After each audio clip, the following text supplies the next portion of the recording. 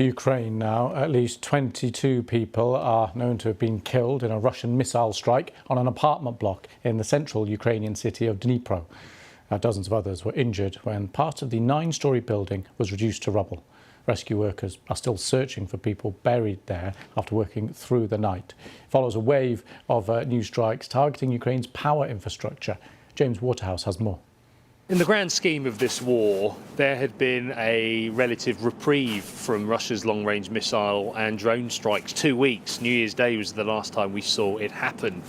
But we knew this one was significant just from the amount of time we had to spend in the shelter. We were down for a few hours, and as ever, you resurface to images of where the devastation has been most acute.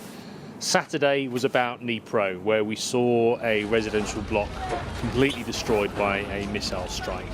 Rescue teams are continuing to sift through smoking rubble and twisted metal. There are people calling out for help, using lights on their phones to let rescue teams know where they are. More than 20 people have now lost their lives, we're told. Many more are missing. And this just shows that while Russia is continuing its tactic of trying to hit infrastructure sites, so places like power stations, to deprive people of energy in the middle of winter, it is civilians, normal people, who find themselves in harm's way. This was an attack that struck targets right across Ukraine. Around 60 missiles, we're told, were launched, as well as rockets from mobile launchers. The air defence systems took some out, but not all.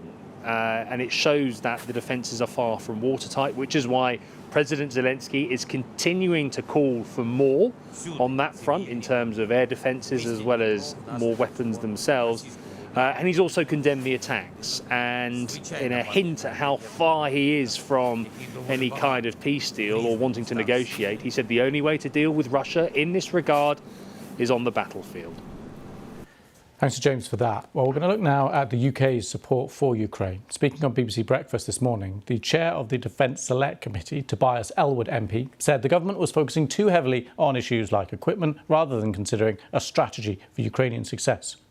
We can't continue just gifting different variants of equipment across Europe, supply chains, repairs and parts. It's simply not sustainable.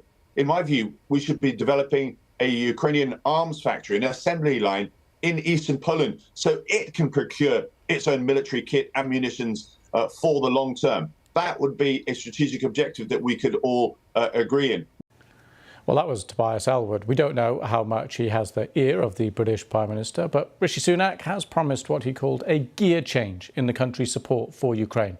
In a government statement, the UK confirmed it will be the first country to send Western tanks to Ukraine, 14 of the Challenger 2 models to be precise. To find out more, I've been speaking to the BBC's Europe regional editor, Paul Moss. It confirms that Britain will be sending the Challenger tanks, 14 of them, not the dozen that was first thought of. It also says we'll be sending self-propelled artillery. But I think it's the reasoning behind this that's more interesting than the statement itself, which in a sense was expected. This suggestion you mentioned of a gear change. What the statement says is Russia is on the back foot, suffering from low morale and resupply issues. And what it argues is this is a window of opportunity to really make a difference and to push Russia back. And it explicitly calls on allies, Britain's allies, to do more and to do it now. And interestingly, the statement asserts quite a leading role for Britain and its Prime Minister. It says the Prime Minister will seek to demonstrate the UK's power as an international catalyst with influence across NATO, the G7 and elsewhere. The Prime Minister, Rishi Sunak, says he's going to send his Foreign Secretary to the United States and to Canada to coordinate support, and the Defence Secretary to Germany and Estonia, really making it clear he wants Britain to have a central role. And do you think other countries will listen to Rishi Sunak? In a sense, it doesn't matter too much whether they agree with the reasoning, for the simple fact that the United States, France, Germany, none of them wanted to be the first to send tanks to Ukraine. They've sent these heavily armoured infantry vehicles, but it's not the same thing. The Czech Republic said it would send tanks, but these are old Soviet-era ones. So everyone was waiting to see who would go first. Britain has now stuck its head above the parapet and said it will send tanks to Ukraine.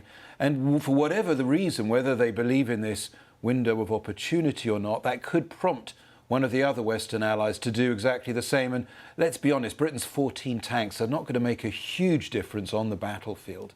What Ukraine was always hoping that where one led, the others would follow. We heard this morning the chair of the Ukrainian Foreign Affairs Committee saying they need 300 tanks. One point of caution, the company that makes Germany's Leopard tanks this morning said that they can't make them very quickly and refurbish old ones. It could take until next year to do so, even if the order was given. Well, despite that, why do you think Britain has made this announcement now? It's interesting, isn't it? I mean, I think you could take the statement at face value and say that the British government really does believe in this window of opportunity to push Russia back. This is the moment for Britain and the other countries to send troops and to send equipment, and to send equipment now. There is a more cynical reading of that statement. There's politics going on here.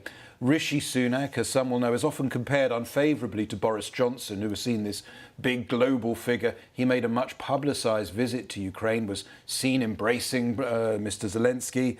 Boris Johnson's recently announced he's going to go back to Ukraine, even though he's no longer the Prime Minister.